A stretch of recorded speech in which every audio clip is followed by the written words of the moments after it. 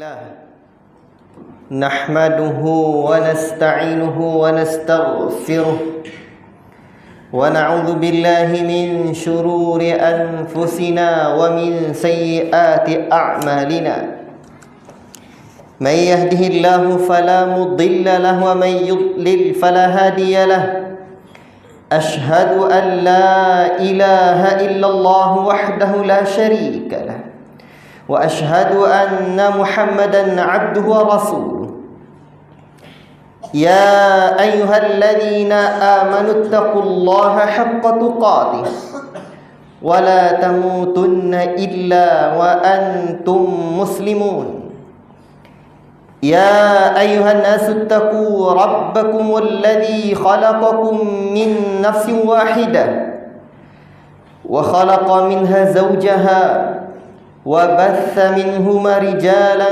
كثيرا ونساء واتقوا الله الذي تساءلون به والأرحام إن الله كان عليكم رقيبا يا أيها الذين آمنوا اتقوا الله وقولوا قولا سديدا يصلح لكم أعمالكم ويغفر لكم ذنوبكم ومن يطع الله ورسوله فقد فاز فوزا عظيما أما بعد فإن أصدق الحديث كتاب الله وخير الهدي هدي محمد صلى الله عليه وسلم وشر الأمور محدثاتها وكل محدثة بدعة وكل بدعة ضلالة وكل ضلالة في النار.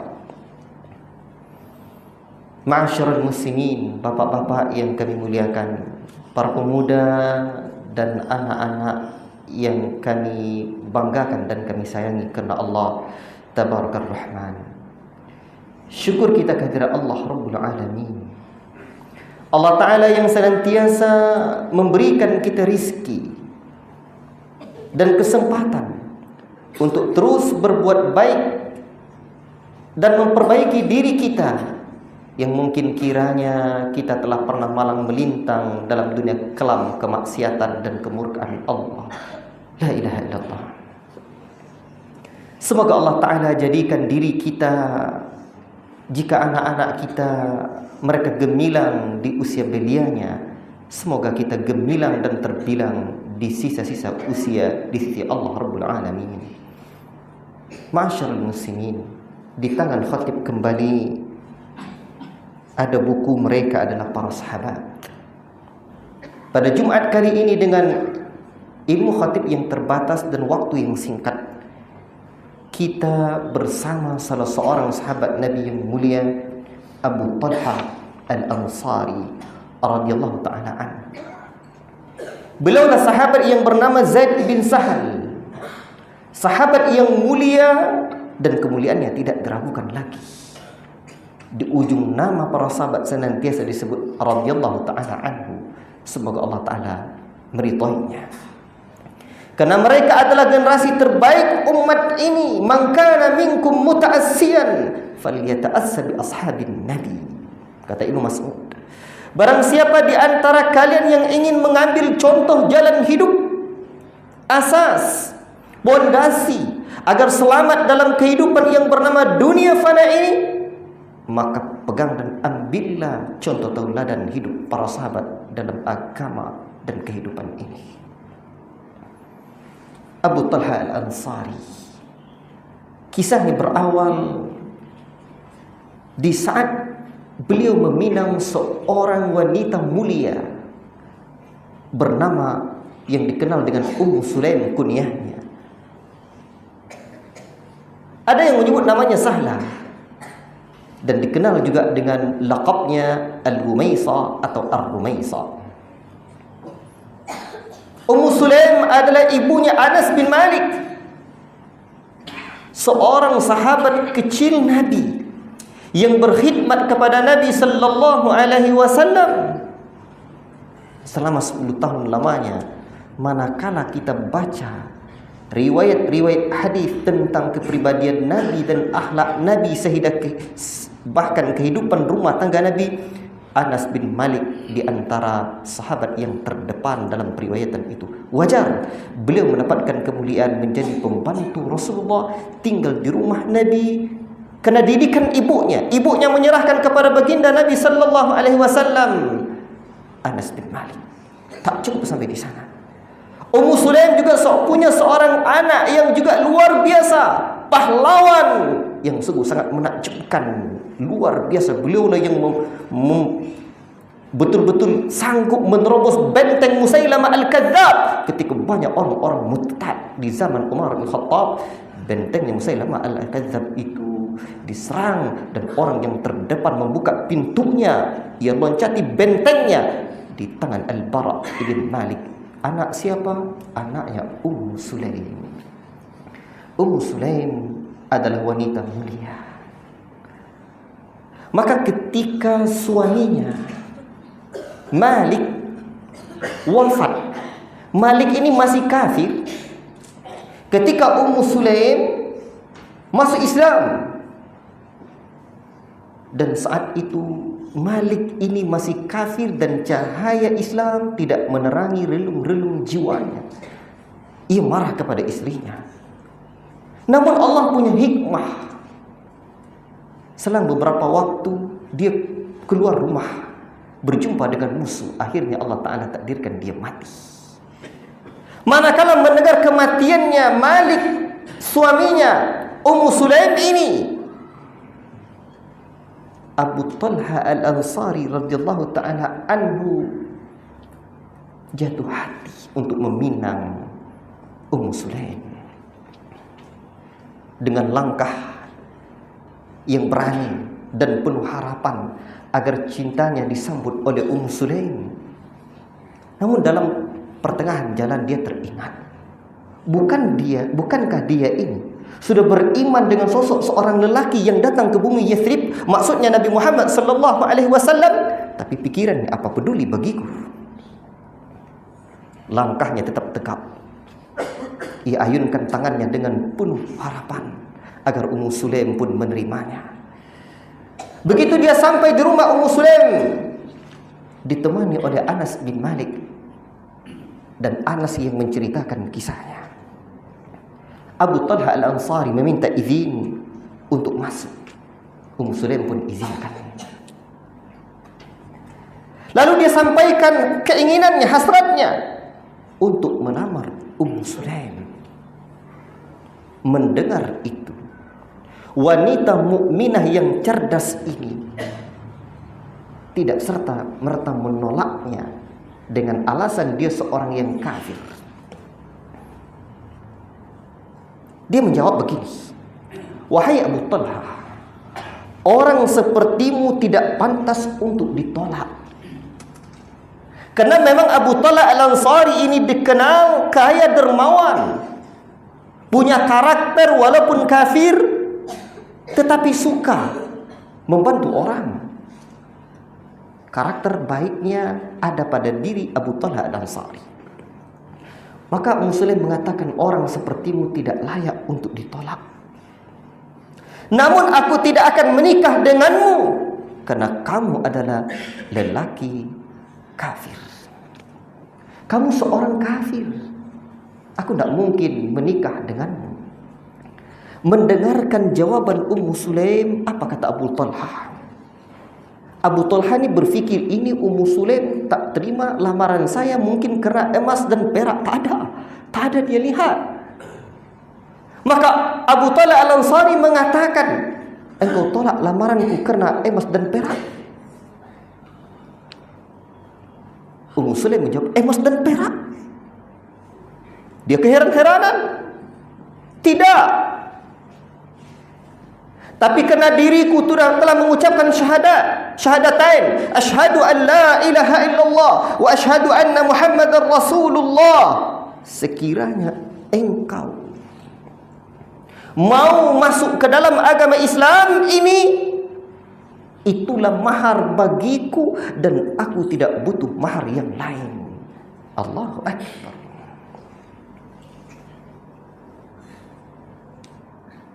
Mendengar ucapan Ummu Sulaim, Abu Talha Al-Ansari langsung terfikir dalam benaknya berhala yang telah dipahatnya dari kayu mahal. Akankah dia tinggalkan berhala itu? Tapi dengan cerdas Ummu Sulaim lagi-lagi berkata kepada Abu Talha, bukankah patung yang kamu sembah itu terbuat dari kayu yang tumbuh dari bumi? Ajib.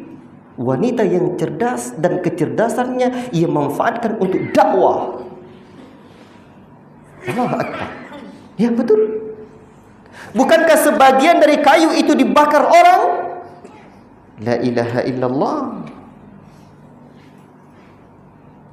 Ummu Sulaim menghantarkan pemikiran Abu Talha, tidakkah engkau malu? Mendengar dakwahnya Ummu Sulaim, tergeraklah hati Abu Talha Al-Ansari radhiyallahu ta'ala anhu. Kalau begitu, siapa yang bisa membantuku untuk membimbingku agar aku bisa masuk Islam? Ummu Sulaim pun menjawab dengan cepat, aku akan membantumu, akan membimbingmu. Allahu Akbar. Dan para ahli sejarah menyebutkan menikahlah Abu Talha Al-Ansari dengan Ummu Sulaim, ibunya Anas bin Malik radhiyallahu ta'ala anhum ini, tanpa ada mahar lain selain dari mahar al-Islam. Allahu Akbar. Dan inilah semulia-mulia mahar, kata para ulama dan para pakar sejarah. Allahu Akbar. Ini banyak pelajaran dari kehidupan mereka. Coba kita renungi, tadabbur kisah yang mulia ini. Hari ini ya ikhwan, tidakkah kita lihat anak-anak kita manakala mereka tumbuh dewasa, datang hasrat mereka untuk menikah? Itulah ciptaan Allah. Zuyyina lin-nasi hubbus syahawati minan nisa'i wal banina wal qanatir. Allah menghiasi diri manusia ini, ada rasa cinta kepada wanita, kepada kendaraan, kepada bangunan dan segala macam syahwat. Tapi Allah Ta'ala tak cukup sampai di sana, tapi Allah Ta'ala juga berikan bimbingan. Allahu Akbar. Dan bimbingan yang diberikan Rasulullah SAW menikahnya seorang lelaki adalah fadfar bidzatid dini taribat yadak. Pilihlah yang elok agamanya, niscaya engkau akan beruntung. Allahu Akbar. Ikhwati fillah, barakallahu fikum. Dan di sini juga kita perlu belajar. Ummu Sulaim seorang janda yang sudah memiliki anak, belajar kepada Rasulullah SAW manakala ada lelaki datang melamarnya. Ini pelajaran besar bagi kita. Nabi dalam kesempatan lain pernah menyebutkan, idza ja'aka man tardawna dinahu wa idza khatabaka man tardawna dinahu wa khuluquhu fazawwijuhu fa illam takun fil ardi fa illam takun fitnatun fil ardi wa fasadun arid, atau kama qala Rasulullah sallallahu alaihi wasallam. Apabila datang kepadamu orang-orang yang melamar anakmu, anak perempuanmu, elok agamanya, elok akhlaknya, nikahkan mereka. Kalau tidak, dikhawatirkan fitnah akan terjadi. Takun fitnatun fil ardi, akan terjadi fitnah di muka bumi dan kerusakan yang meluas. La ilaha illallah. Pak Khatib dulu pernah jadi PA, penyuluh agama di Departemen Agama.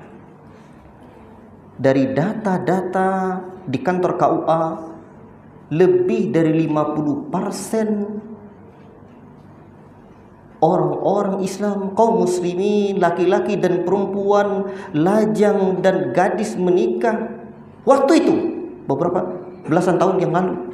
La ilaha illallah, apalagi sekarang mungkin kiranya wal'iyadzubillah lebih 50% telah hamil di luar nikah. La ilaha illallah. Apakah kita tidak takut dengan hadis yang diriwayatkan oleh Al-Imam At-Tabrani, idza zahara zina war riba fi qaryatin faqad ahallu bi anfusihim adzaballah. Apabila telah merajalela, terang-terangan, nyata dan tampak banyak zina dan riba di satu tempat, berarti mereka menghalalkan azab Allah. La ilaha illallah.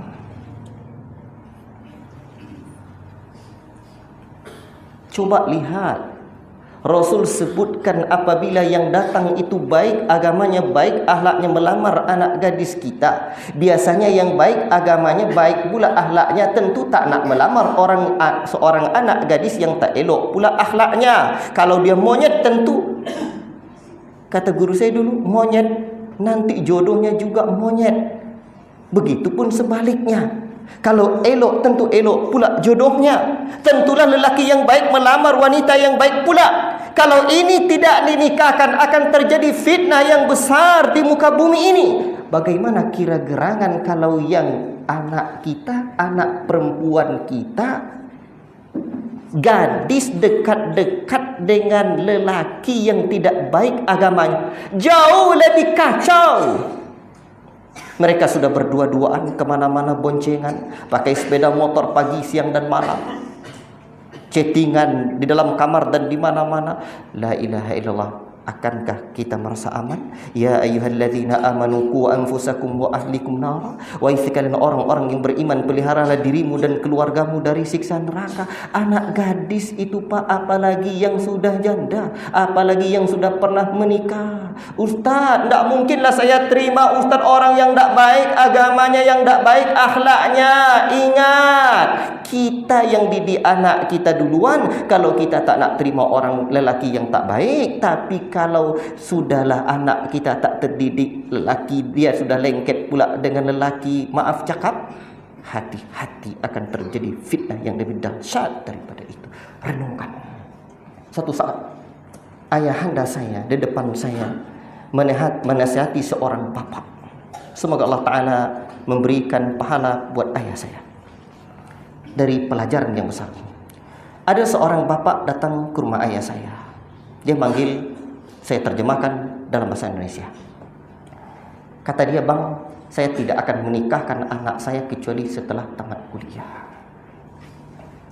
Kata ayah saya, nikahkan anakmu. Dulu anak saya mau menikah, dia di usia-usia itu saya nikahkan. Akhirnya anak saya selamat. Oh enggak, saya kalau tak tamat anak saya kuliah, tak mau saya. Padahal anaknya dari pendidikan agama latar belakangnya. Akhirnya apa yang terjadi? Anak dia di kota, dia di kampung, tak bisa dia mengawasi pergaulan anaknya. Akhirnya wal'iyadzubillah, anaknya menghamili gadis tersebut. Malu terjadi. Terjadilah fitnah yang besar di muka bumi. Khatib tidak mengkampanyekan nikah sebelum tamat kuliah. Bukan itu ceritanya. Tapi ceritanya adalah tentang menyelamatkan keluarga kita. Tidakkah kita merenung dan kita akan dimintai pertanggungjawaban dari apa yang akan terjadi pada anak gadis kita? Fa'tabiru ya ulil absar. Ambil pelajaran wahai kawan-kawan, sahabat dan hadirin taulan dan bapak-bapak kami yang mulia. Kembali kita kepada ceritanya Ummu Sulaim. Allahu Akbar. Lelaki, wanita yang baik akan datang pula lelaki yang baik. Abu Talha Al-Ansari manakala telah masuk Islam, dia korbankan dirinya untuk agama Allah. Selain dia seorang yang saleh, Allahu Akbar, dia juga seorang yang dermawan. Abu Talha Al-Ansari ini disebutkan dalam biografi sahabat yang mulia ini. Satu hari beliau ini memiliki satu kebun Birurah namanya, di depan Masjid Nabawi. Manakala pergi sana, kalau mutawifnya tahu, dia akan tunjukkan. Dia sholat dalam kebun itu. Di dalam sholat tersebut, dia melihat seekor burung hijau. Paruh burung hijau. Lalu terfikirlah dia, melihatlah dia burung yang sedang asik bermain dan terbang itu. Selesai salat dia terfikir, dan kebun ini adalah kebun yang paling dia cintai. Lalu dia datang kepada Nabi. Ya Rasulullah, diceritakan ceritanya dia salat, kemudian dia terlalaikan oleh seekor burung di kebunnya yang indah tersebut, di kebunnya yang rindang tersebut, kebun kesayangannya. Dan saya ya Rasulullah ingin mewakafkan harta saya ini, kebun saya ini untuk Allah dan Rasulnya. Allahu Akbar. Untuk itulah ada satu ayat, lan tanalul birra hatta tunfiqu mimma tuhibbun. Taklah sekali-kali takkan sampai kalian kepada kebaikan sampai kalian menginfakkan apa yang paling kalian cintai untuk agama Allah ini. Rasul pun menyebutkan ini harta yang paling beruntung, harta yang paling berharga. Allahu Akbar. Abu Talha Al-Ansari, seorang sahabat mulia yang bukan hanya rajin ibadah dan dermawan, tetapi juga seorang yang pemberani, dan keberaniannya berwujudkan dalam jihadnya di jalan Allah. Barakallahu lakum fil Qur'anil azim wa nafa'ani wa iyyakum bima fihi minal ayati wadh-dhikril hakim wa taqabbala minni wa minkum tilawatahu innahu was-sami'ul alim.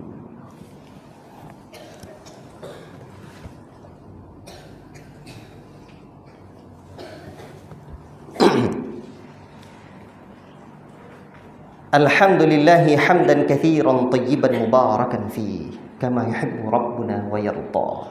Ashhadu an la ilaha illallah wa ashhadu anna Muhammadar Rasulullah. Allahumma salli wa sallim ala nabiyyina Muhammad wa ala alihi wa sahbihi wa man tabi'ahum bi ihsanin ila yaumiddin. Ma'asyiral muslimin, Abu Talha Al-Ansari radhiyallahu ta'ala anhu seorang yang penyabar.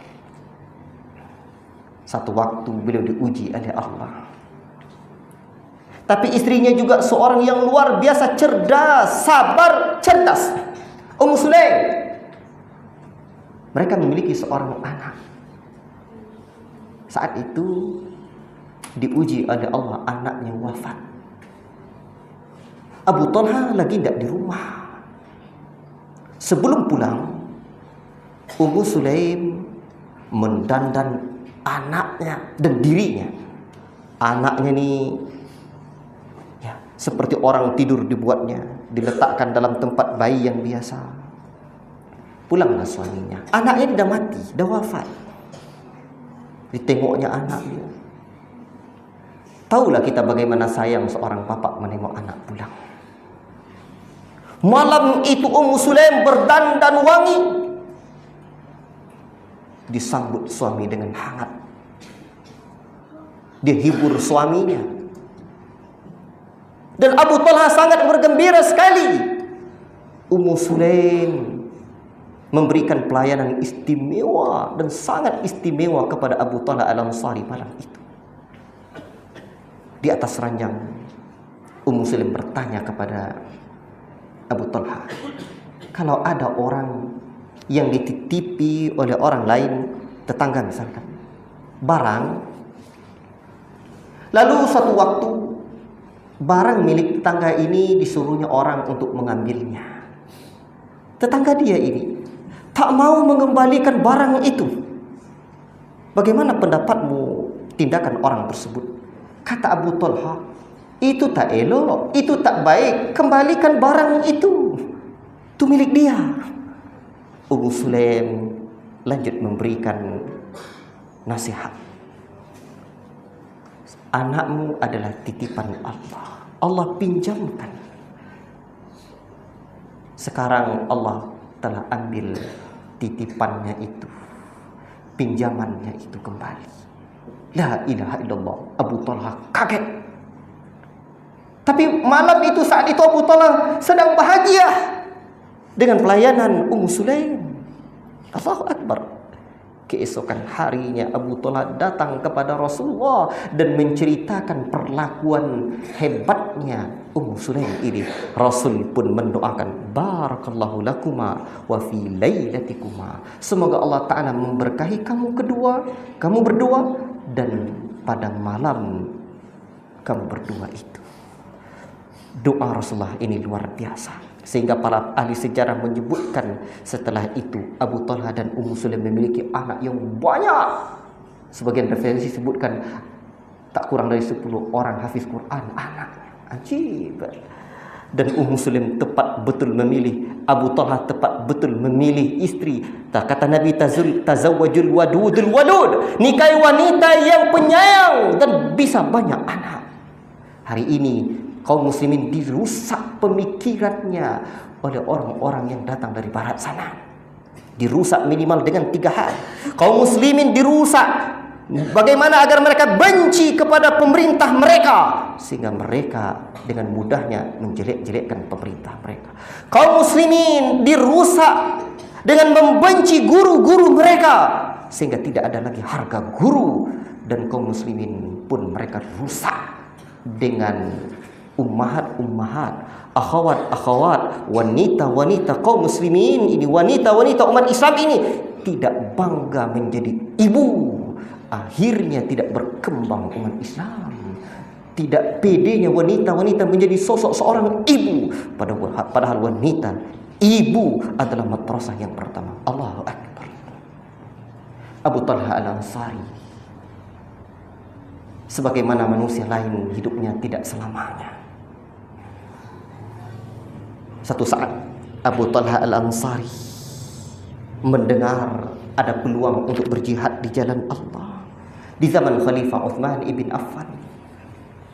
Dan sekala itu Umar bin Khattab, kala itu Abu Talha Al-Ansari sudah berusia sepuh, sudah sangat tua sekali. Dan beliau sudah berjihad di zaman Nabi, sudah berjihad di zaman Abu Bakar, sudah berjihad di zaman Umar menjadi khalifah mereka. Kali ini di zaman Utsman kembali dia teringat dengan firman Allah untuk senantiasa berjihad. Anak-anak dia larang, ayah, engkau sudah berjihad di zaman Nabi, berjihad di zaman Abu Bakar, di zaman Umar, engkau sudah tua, giliranmu untuk beristirahat. Tetapi apa kata Abu Talha Al-Ansari? La ilaha illallah. Abu Talha menjawab, sungguh Allah Ta'ala berfirman, infiru khifafan wa thiqala. Kata Allah, nak, berjihadlah kalian, berangkat untuk berperang di jalan Allah ini, di saat lapang ataupun di saat sulit. Allahu Akbar. Ia memerintahkan anaknya tidak menghalangi dirinya untuk berjihad di saat sulitnya, usia sepuhnya. Terpaksalah anak-anaknya membawa ayahnya, mempersiapkan bekal ayahnya. Manakala sahabat tua ini berangkat, dan keberangkatan mereka jihad kali ini membawa kapal untuk menyampaikan Islam ke negeri seberang. Itulah para sahabat. Coba lihat, dalam perhitungan Imam Az-Zuhri 100.000 orang lebih sahabat Nabi SAW. Coba lihat, manakala Nabi mati, berapa orang yang berkubur di kota Madinah. Padahal di saat Rasul hidup, mereka ingin berkumpul bersama Nabi, bermulazamah dengan Nabi. Tapi manakala Nabi meninggal dunia, mereka berjihad, menghantarkan al-Islam, berdakwah ke negeri-negeri yang dekat ataupun jauh. Allah Akbar. Akhirnya mereka berkubur di mana-mana tempat. Abu Talha Al-Ansari, Allahu Akbar, beliau berangkat berjihad. Allahu Akbar. Di dalam perjalanan di atas kapal tersebut, Abu Talha Al-Ansari dipanggil oleh Allah. Wafatlah beliau. Selama 7 hari 7 malam lamanya tidak ditemukan pulau untuk menguburkan Abu Talha Al-Ansari radhiyallahu ta'ala anhu. Tapi Allah tak busukkan jasadnya. Jasadnya tidak ada bau sedikit pun. Akhirnya mereka para sahabat baru menemukan pulau, tanah, daratan untuk menguburkan Abu Talha Al-Ansari radhiyallahu ta'ala anhu.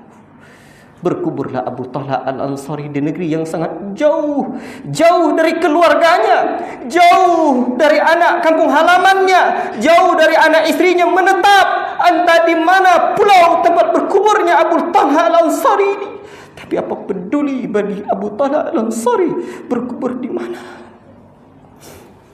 Namanya sampai hari ini harum di langit sana dan harum di masyarakat bumi. Allah Akbar. Semoga yang setetes ini menjadi lautan, bermanfaat bagi khatib yang menyampaikan dan memberi pelajaran bagi kita semua. Innallaha wa malaikatahu yusholluna 'alan nabi. Ya ayyuhalladzina amanu shallu 'alaihi wa sallimu taslima. Allahumma shalli wa sallim 'ala nabiyyina Muhammad wa 'ala alihi wa ashabihi wa man tabi'ahum bi ihsanin ila yaumiddin.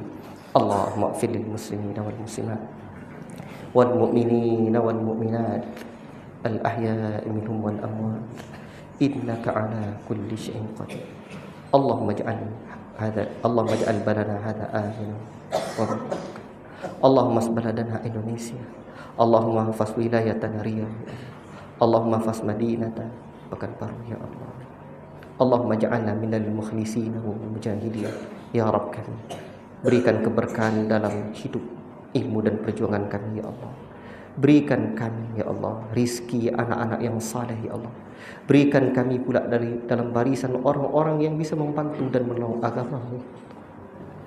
Jadikan kami ya Allah orang-orang yang semangat dalam ilmu, amal, dakwah dan sabar di jalan mulia ini ya Rabb. Rabbana atina fid dunya hasanah wa fil akhirati hasanatan wa qina adzabannar. Walhamdulillahi rabbil alamin. Innallaha ya'murukum bil adli wal ihsan wa ita'i dzil qurba wa yanha 'anil fahsya'i wal munkar wal baghi ya'idukum la'allakum tadhakkarun. Wa la dzikrullahi akbar. Aqimus shalah.